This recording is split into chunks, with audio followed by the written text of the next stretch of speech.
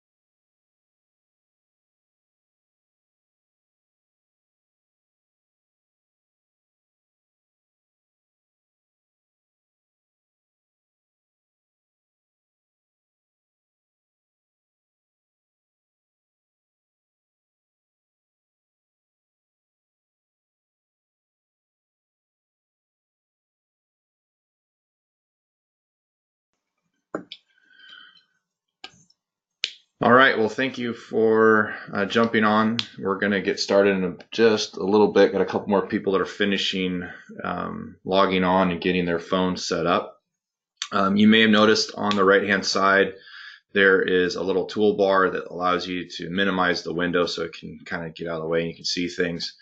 That's also the spot if you need to send a chat out, just mainly if you've got some questions. We're going to probably be able to get to the information 30 minutes or less and leave the rest for questions. We'll try to take questions along the way, but use that chat bar if you can. Another question that comes up quite often is that can I get a copy of the slides? So absolutely, we've actually uploaded those into that toolbar as well. There's a section that says handouts. So there's a PDF file that you can download when you click on a little button there. So if you have any trouble with that, please use the chat log, or you can always email us at the end as well. So we're going to go ahead and get started on this presentation regarding comparing a real company, self-funded, level funded, and fully insured.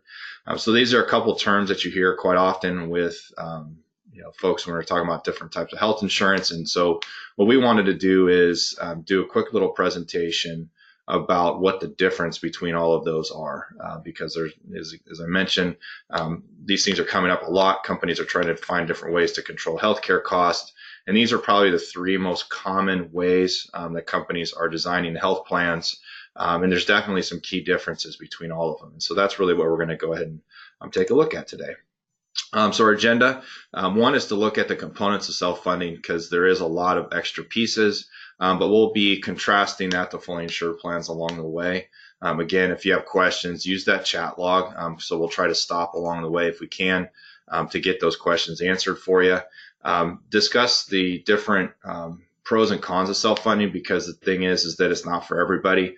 We have accounts every day that we look at and decide if this is really a good fit or not, and there's different reasons why that might be, whether it's regarding just administration and the resources it takes to manage it, or just the claims utilization and the different ways that underwriting happens. So I'm trying to find the best way to go there. And then what's stop loss, and that really kind of defines the difference between partially self-funded, level funding, and a couple of different things. In fact, fully insured plans actually have stop loss too, so that's kind of a thing we'll dig into a little bit. And then at the end, looking at a comparison of a real client of ours and how they looked at the difference between fully insured plans, so comparing PPO plans and HMOs versus level funded and partially self-funded plans as well. So that's our agenda. And the first slide is just, again, digging into the different components. And so generally speaking, when you're talking about health insurance and the different types of plans, you really have two key differences. You have fully insured and you have self-funded. Those are kind of the two different things. And so some of the different items that have to do with that, because it's all about how the funds are paid for it. Number one, on fully insured, this is pretty straightforward. Everyone knows this, is that employers pay a monthly premium to an insurance company where that company uses that money to pay for claims, assume their own risk, and also part of that money is used to pay for their profits and administration fees. But the insurance company is actually the fiduciary in what's called a plan sponsor. And so plan sponsor is an ERISA term that has to do with the federal mandates that exist around health plans. And the fiduciary just basically means that they're the ones at risk for making different decisions. If you're an employer that is maybe under 100 employees and ever been told that the data for your plan is not available, like say claims reporting, that kind of thing, that is because the fully insured plan is the plan sponsor and can determine that piece of it. And so that's really the bottom line of why they release information, why they don't, because they can actually release whatever they want, but it's really up to them. And part of that has to do with their fiduciary responsibility, meaning that if there ever was a claim against the plan and that data was released because the plan allowed it, then the member could sue the plan. And so sometimes fully insured plans are a little bit more strict about releasing data because of that. So that's kind of just a little footnote. Self-funded plans on the other end of the spectrum are plans that the employer funds the claims and uses a third-party administrator to pay those claims, a TPA. Because in no cases do we have an employer that actually wants to pay their own claims or verify that claims are eligible and those kind of things. And so that's the first part of a self-funded plan. But as we know, employers are assuming the risk of all the claims that happen. And sometimes, or many times, most of the time, stop loss is being used to protect the employer's risk. But bottom line is that the employer is the fiduciary and also the plan sponsor. So they have to make all the decisions. They can outsource some of those decisions, but ultimately, if there's ever any lawsuits or those types of things that come back, the employer is the one that's going to be responsible for all of that in an actual court case. Okay. Fully insured plans versus self-funded plans and how they're funded and some of the different costs that come into play. So when we're talking about a fully insured plan, we have administrative expenses on the left-hand side. And a fully insured plan, those are included in the premium. On a self-funded plan, the administration expense technically is only the amount that you pay to the third-party administrator. So that's somewhere in the range of say $25 to $35 per employee per month. In the case of network access, so a lot of plans use PPOs or network contracts with providers. And in the case of a fully insured plan, the monies that are paid in with the premium pay for that network access. In the case of a self-funded plan, a lot of times the employer is paying that same TPA to rent the network that they're going to use to pay claims against. The fully insured plan's claims are basically as they're incurred, they're paid. There's no run out, and we'll talk a little bit about that in a little bit. And on a self-funded plan, those claims are actual claims paid when they're billed by the provider. One of the things that's really unique inside of and a key differentiator between fully insured and self-funded is that there's premium taxes. And so because there's one premium on a fully insured plan, the plan is actually paying premium taxes on all of that full amount. In the case of self-funded plans, the only part that you have to pay taxes on is the insured part. And so the only part that's insured is not the claims. It's not the administration fees. It's not even the network access fee. It's only the stop loss insurance that you're paying. So it's a much smaller percentage of taxes that you're actually paying on a self-funded plan. Profit margins. So in the case of a fully insured plan, you're paying the insurance company's profit margins. And so if you've heard of medical loss ratios, that's typically somewhere in the range of 15 to 20% that they take out of the premium to pay for their own administration costs, network fees, but also their profit margins. In the case of a self-funded plan, the only profit margin you're paying on is on that stop loss premium because now you've got, again, insurance product. You've sucked out all the rest of the margin that you're paying in comparison to a fully insured plan on claims or to the TPA or whatever. I mean, because the TPA margins are pretty tight. The risk margin on a fully insured plan, and that's really based on 100% of the claims and includes the risk of high dollar claims as well. High dollar claims are those really expensive things, like it could be a pharmaceutical that maybe is a $250,000 a year or whatever. The fully insured carrier is actually taking all that risk. When you're talking about a self-funded plan, you have something called the aggregate risk, which is basically 125% of what your expected claims are in a year. So I know I've been talking a lot about this different grid, and so we're going to kind of dig in a little bit on some of the pieces so this actually makes sense. And so again, you have a copy of these slides and can always get to those. So hold on just one moment. Looks like I just want to pause for just a sec.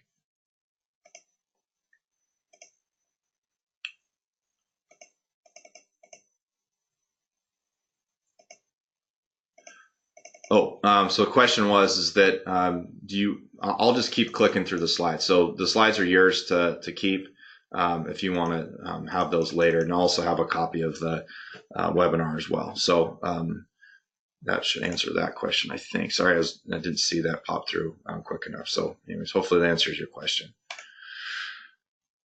Okay, so different pros and cons of self-funding. So again, as I mentioned earlier, self-funding is not for everybody. So there's, pluses and minuses, kind of T-bar this thing and look at it. One, and I already mentioned this, one of the pros on self-funding is that you're not paying as much in premium taxes. So it's, somewhere in the corridor of about 3 to 5% of what you would pay in a fully insured premium. The other thing, and we find that this actually is becoming more and more important to employers as they're getting into different kinds of direct contracting, is that the employer on a self-funded plan can control the plan design up to the point that the TPA can actually pay the claims, but you're not mandated by the state insurance commissioner. You're only mandated by the federal plan, because that's what self-funding is based off, is off ERISA, which is federal. So you don't have to do all the same things that the state plans are required to do on a fully insured basis. Now, you may want to, because some of the things that they offer are actually pretty nice, but they do have a cost associated to them as well. So sometimes that's a plus, sometimes it's a minus, but on the mandate side of things. But many companies are looking to control the plan designs, for example, adjusting copays for preferred providers and those kind of things, where you can't do that on a fully insured basis because they're filed. Another pro for self-funding is that you get a hold on the cash flow, which in my opinion can be a plus and a minus, meaning that the employer, and whatever the expected claims are that you would be funding to on a fully insured basis, if those claims don't actually happen, then you actually get a hold on to your money. You have to kick it out and have someone else hold on to it for you and maybe give some of it later, which none of the fully insured carriers are going to give you money back later. So you get a hold on to your own money. The downside of it from a consulting basis is that you have to make sure that you actually are holding money aside, because those claims can happen later on in the plan year. So you got to make sure you've got enough cash to be able to pay those things. Same thing on, with that money that doesn't have to get paid, you can put into what a lot of people term as a reserve, meaning that it can be used towards future claims. So you can actually, make some investments there. You don't have to pay the carrier's profit margin, which is nice. You're only paying it on the stop loss margins that are there, really in a very, very small amount on the TPA. And you get some flexibility around plan design and the internal piece of the plan design, like utilization management strategy. So for example, you could decide that you're going to use a special kind of nurse program to be able to help out with specific kinds of claims. That's very unique to your employee base. Inside of a fully insured plan, they have to assume risk for a lot of different people. And so that type strategy kind of goes out the window, because they're basically either having to overpay for more than you need, or underpay for what you actually may need as well, which means that you're somewhat limited there. Now, as I mentioned, there's not self-funding isn't for everybody. And so some of those things that people are looking at, and the reasons why they may not want to self-fund, is that they also have to assume the risk of paying the claims. Some companies just don't want to get in that mix. Some of them don't want to deal with the cash flow issues that may be going on with their company. When the economy gets a little tight, it's a little difficult to hold cash in a bank account when you need it to make payroll. And so you get tempted to use that up, and then when bad claims come in, then you're left without any money. So it's really important that you're very diligent with holding that money and building up a reserve, so that you don't have to deal with that con. Employers responsible for paying services that an insurance carrier would also provide. And so those are a couple things there, kind of similar to that utilization management strategy idea. The company then it gets involved in that. If the company's not funding the plan correctly, their assets can be exposed. And their legal action can be taken against the plan and the employer if they're not doing things properly. So that's super important. So number one, want to make sure you fund it. Number two, make sure as the fiduciary that you're making the right decisions so that you don't get yourself in trouble because that can be really important as well. There's no doubt that there's more to do. On a fully insured plan, you get a bill, you pay the bill, and that's really, really simple.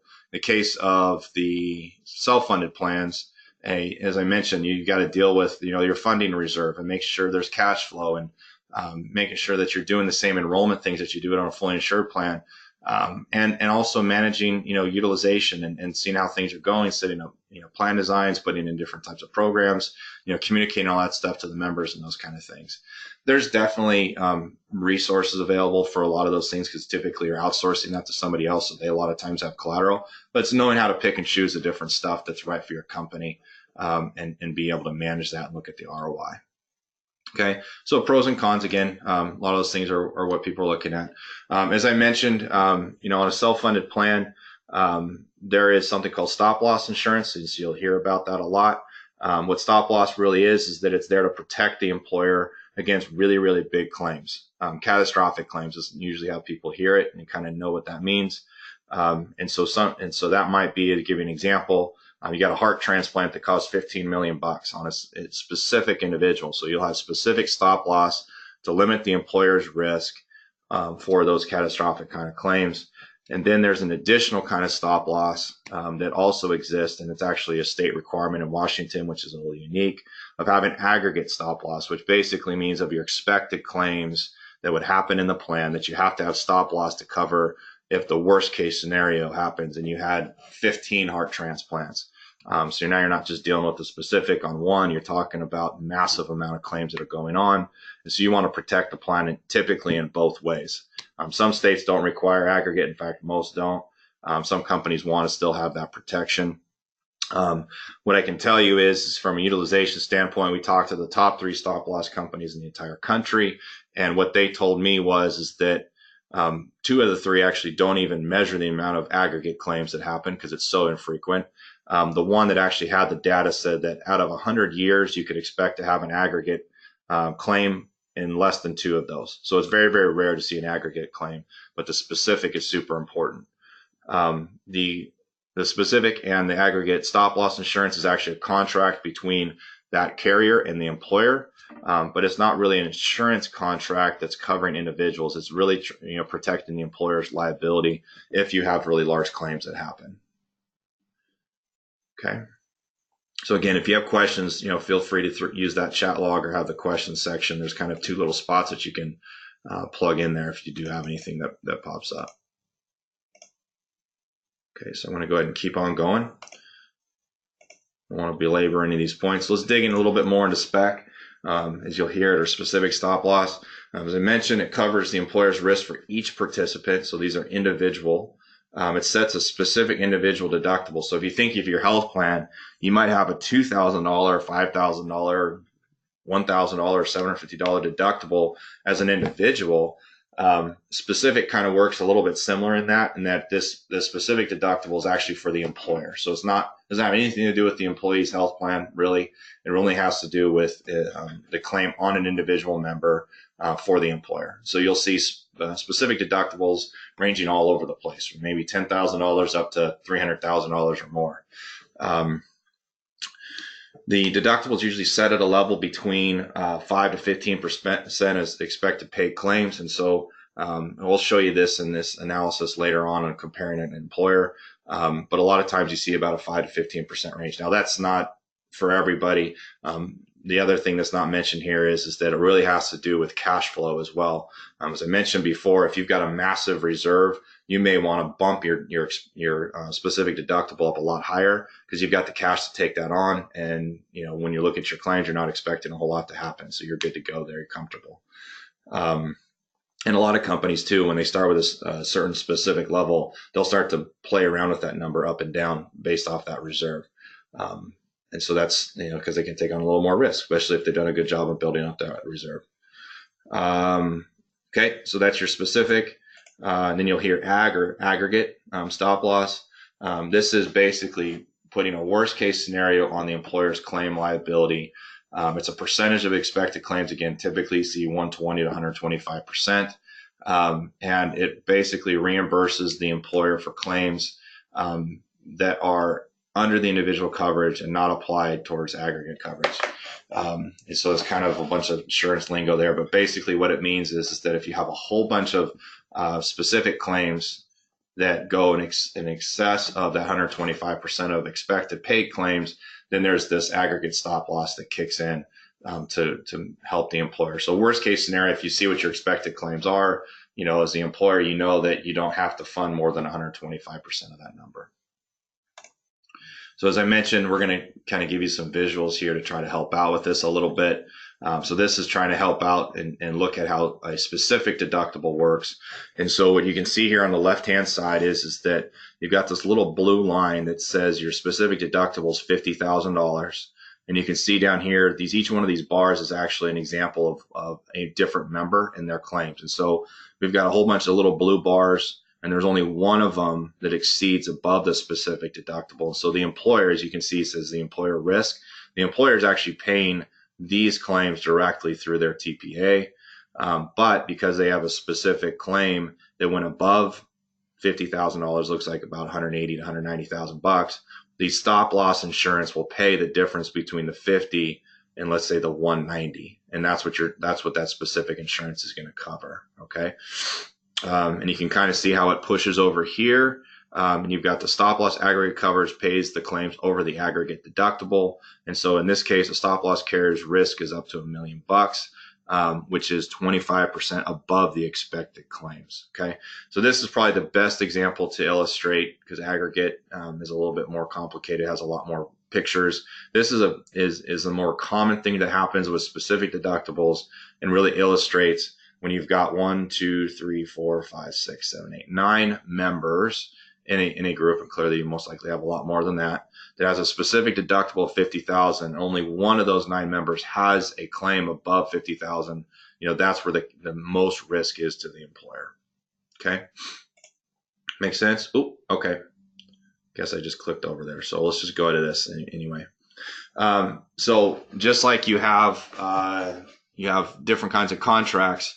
Stop loss has different kinds of contracts too, and this is critical that the employer, or as an employer, that you understand the differences here, because this is where you can leave yourself exposed if you don't understand what you're getting yourself into. We usually like to say that you want to be intentional, meaning that you can go into one of these contracts understanding what it's going to mean if it doesn't cover something, because what this is showing the example is a 12-12 contract, which means that in the 12 months from January 1 to December 31, all those days, any claim that is incurred in this period of time and paid during this time, the stop loss coverage will actually cover those claims into the specific or maybe your aggregate. Okay, so 12 months of incurred and 12 months of paid. And then what you'll see here is that there's no run-in protection. And so I'll talk about that here in a second. But really what's important on this is that if you left and wanted to go back, let's say you started January 1 from a fully insured plan, December 31 over here, you decided I want to go back to fully insured. There are claims that will happen typically 3 to 6 months after the plan year, because let's say someone has a surgery, they have partied a little too much on New Year's Eve, and they have a big claim right here. It's going to take time for those claims to process through. Okay. And so there's no protection on a 12-12 contract because it's only paying for claims or covering for claims that are incurred in a 12-month period of time and paid in a 12-month period of time.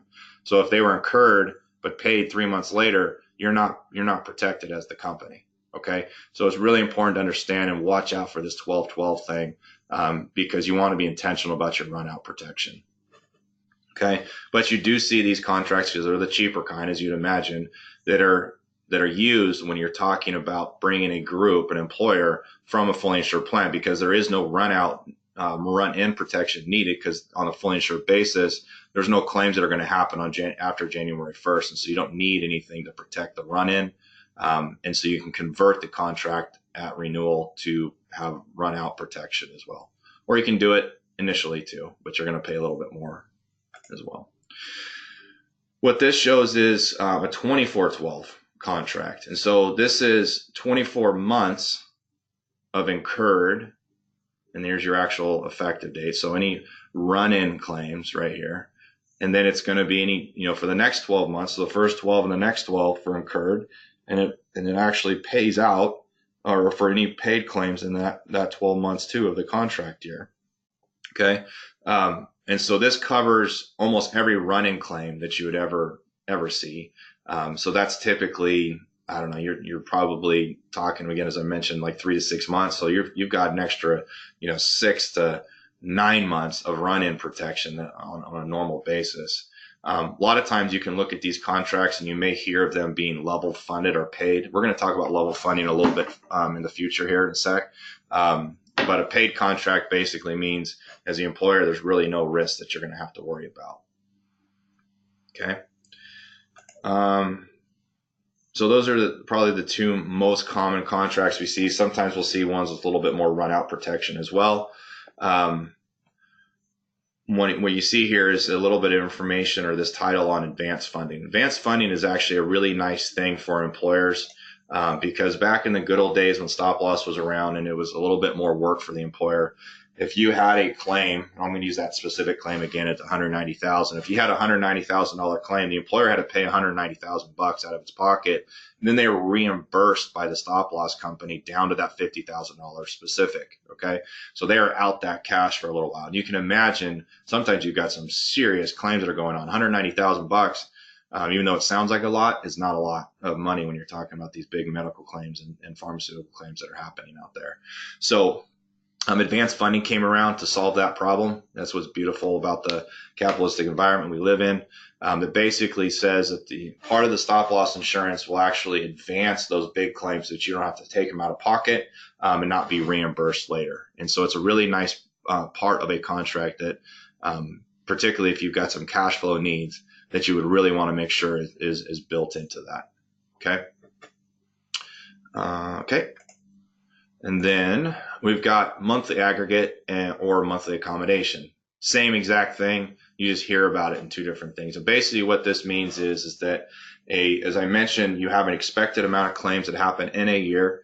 And so if you take 1/12 of that amount, let's just use some easy math. You got $1.2 million of expected claims. That means that you would have $100,000 each month.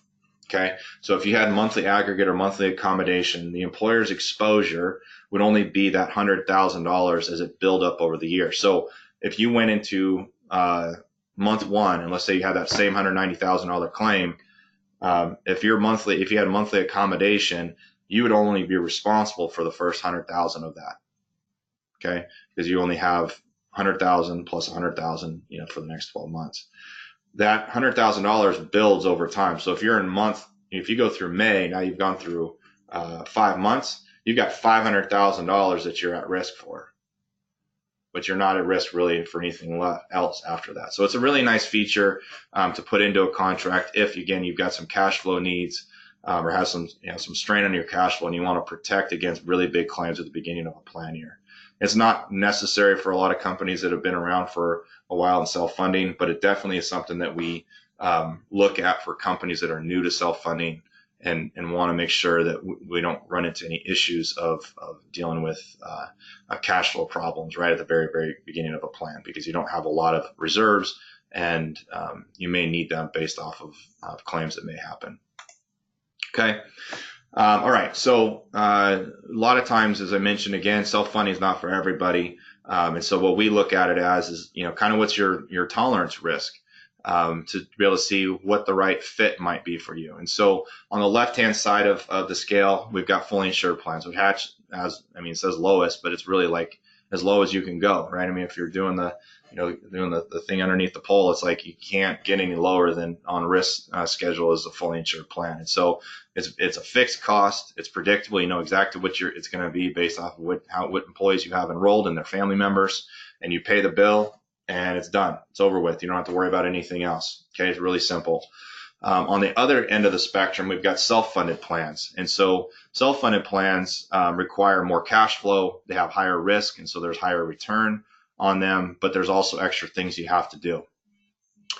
In the middle of this, we've got level funding. Okay, this is a paid contract, and so it looks like it's kind of the mix of both. It's mix of a predictable cost because you're actually funding it at the maximum, so you have no extra risk. There's monthly accommodations essentially in the contract as well, so it looks like a fully insured plan because you basically fund every single month to the maximum. The difference is, like you have with self-funding, where you get money back based off of what claims are not paid.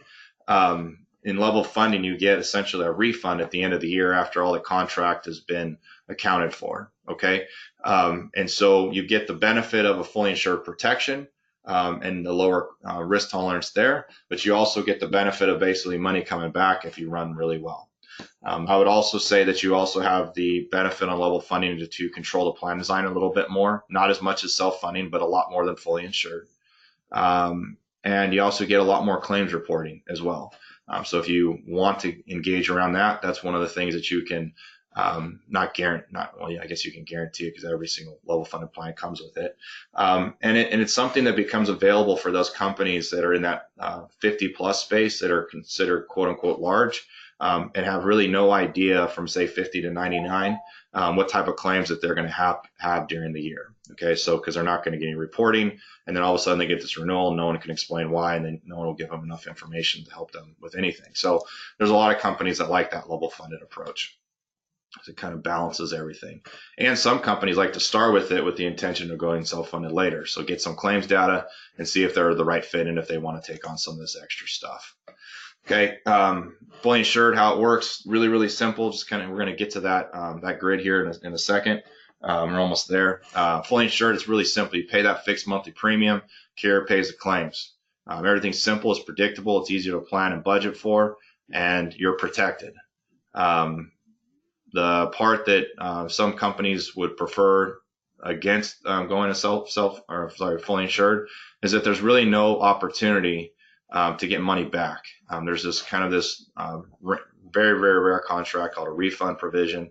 Most of the time, most insurance companies don't like to offer that, but for the most part, you're not getting money back. You're going to pay it out, you're going to forget about it, and because you have no risk from that perspective on an annual basis, you don't get the return either.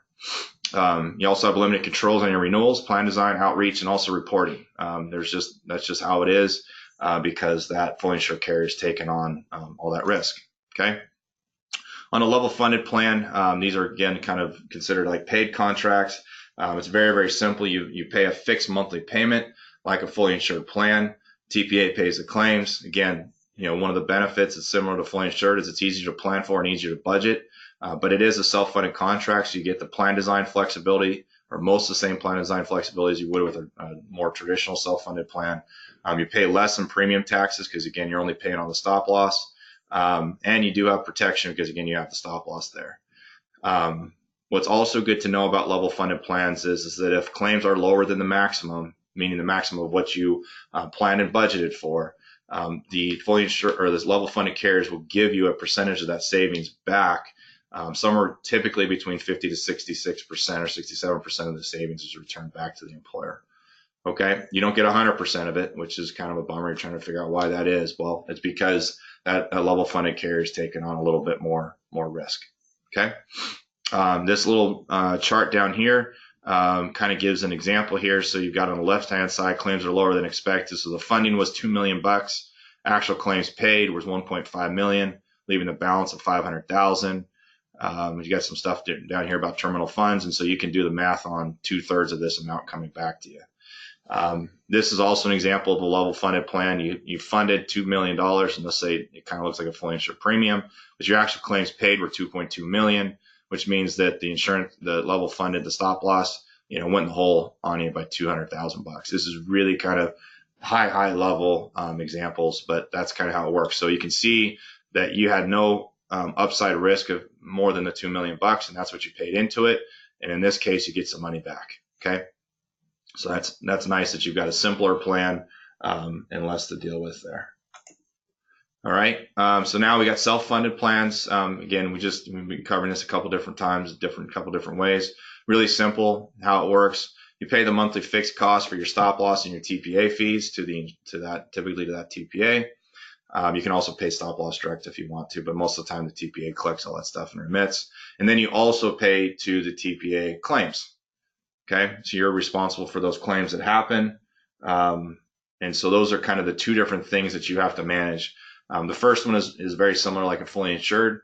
The second one is based off of what comes in. Okay. Why it works is that the employers only have to pay what's incurred, and then they hold the rest of their money in reserve. So they get to basically maintain 100% of the savings. But they also, beyond just having 100% of the savings benefit, they also have plan design flexibility and a couple of other things. They are protected, so those are good things to know from individual, specific, and aggregate stop loss. So that's always really important to have and know how that works. And you can always add in things like monthly accommodation or aggregate and advanced funding into the contracts to simplify or reduce the amount of money that's going out from the employer. But the thing we always tell people is that if you're going self-funded, this is not something you just go into in the first year and try it out. It really needs to be a multi-year commitment because there's always going to be a bad plan year, and that might be the first year you get into it, which is kind of worst case scenario. 1 out of 5 years, you can always assume that you're going to have at least one bad year, which means that you're going to be hitting a bunch of spec claims, and you're going to be using that reserve up pretty well. So we've had that happen a couple times when we brought self-funded accounts. Everything looked good. We got enough reporting to make a good estimate, and then next thing you know, they have a cancer or some massive claim, heart attack or whatever that hits in month 2. And so the plan just starts out poorly. But over the years, when you look at it, it's actually a much better deal. Okay, so those are the 3 different options. I think it's really good to share this as well. This report came from Deloitte. It's basically reporting out on 5,500 data, which is the information you have to report to the IRS if you have 100 or more enrolled employees in a plan at the end of the plan year. And it basically illustrates the breakdown of self-insured plans, mixed funded plans, and also fully insured plans based off of company size. As I mentioned, with the 5,500 data, you're not reporting if you're under 100 employees. And so when you've got 0, 1 to 99, these bars, I wouldn't go use this for much of anything as far as a good basis of data. I would really start to look at it this way here. And so what you basically can see here is that from 100 to 99, there's a pretty big chunk of companies that are still fully insured. But as they go up the spectrum, 100 to 199, so basically those first 100 employees, once you get to 200, it starts to shift pretty quickly. Okay. And on this bottom right, it actually shows the breakdown, not just of, based off of company size, but based off of industry. So which industries do you actually see that are self-insured more versus fully insured? So you can see with, like, for example, construction, it's, very highly or a lot of construction companies are self-funded. Okay. And as you go down the line, the companies start to shrink down a number of self-funded. And a lot of times people say that is because they utilize it more. And so they may want to have more protection from a fully insured carrier. That may or may not be the case. It's really kind of, I would say it's more company specific. This is also an interesting chart. Same thing from the IRS on the 5,500 data. What I thought was most interesting in this is that if you look at how this graph works, I mean, these things kind of mimic each other. But in 2014 was the first year that the number of plans that were fully insured flipped versus the number of plans that are self-funded. And so what this means is that there's more plans that were going to self-funding from fully insured. And it was basically the first time you've seen that in a number of years. I mean, you're talking 2006. Now, this is only shown in 2015. And this gap is starting to get closer. There's basically about a 3-year delay in this information from the reporting. But I think historical data is really illustrating a lot of good things. And the thing that I would say, the reason why this is the case is that companies are really trying to find more ways to control costs because they don't feel like from a fully insured basis that they're able to do that. This also breaks it down here on plans that are switching, to fully insured versus self-funded.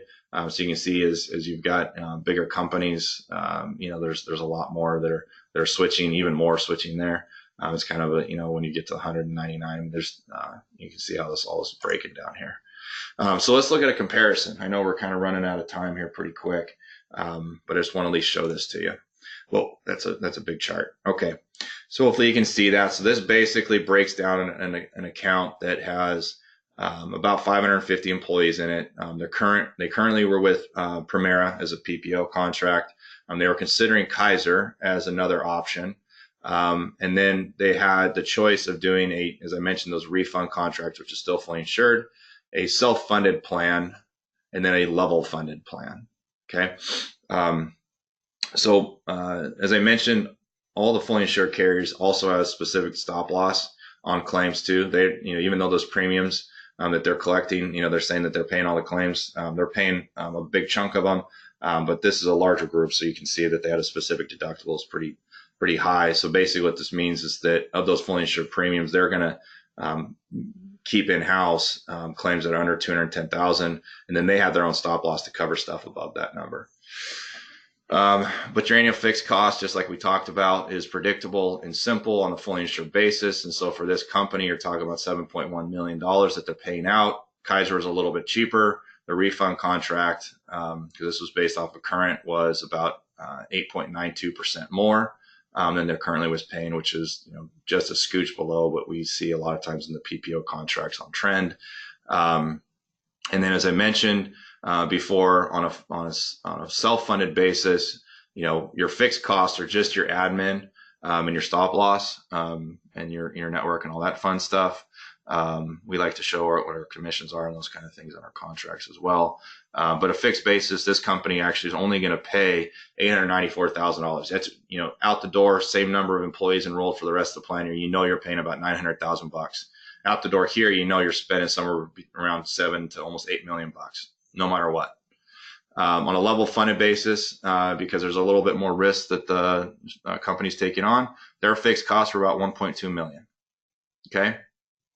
Down below that, we showed paid claims for this company at $5.8 million in 2017. 2018, are just around $5 million, so that almost about $1 million swing. And then we expected, based off the claims data, to see about $5.5 million in claims that year. So if you add the $5.5 million plus the expected claims, that's going to get you down to $6.4 million. Okay. And then same thing on the level funded basis. So they're going to have to fund at the maximum at the 7.6.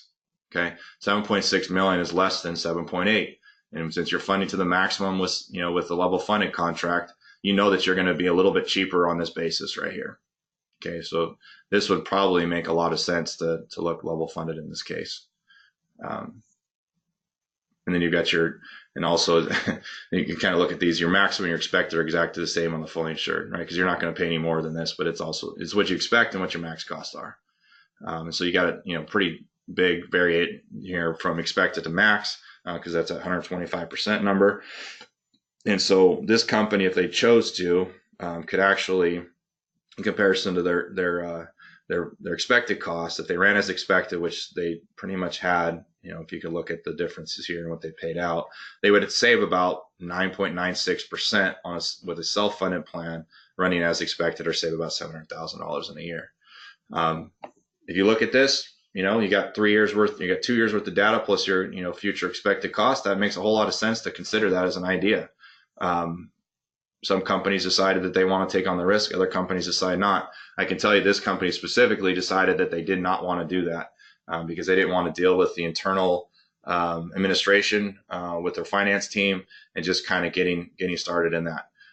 But they did go to a refund contract instead, just so that they can get some more information, get the benefit of getting money back at the end of the year, with the idea that they possibly could go self-funded in the future if everything kind of stayed the same and they could get a little more comfortable and used to this. And so, as I mentioned, every company is a little bit different. It just kind of depends on risk tolerance and kind of where you end up and what each company's situation is. And so, it's really critical that you understand the different components of the contracts and what all those things mean, and what your cost might be or what your risk might be as well.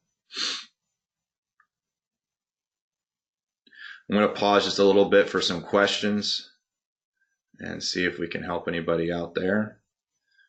I guess I never really did introduce myself at the beginning of this. So my name is Tyson Fuehrer from Biggs Insurance. I'm the vice president and also in charge of the life and health department as well.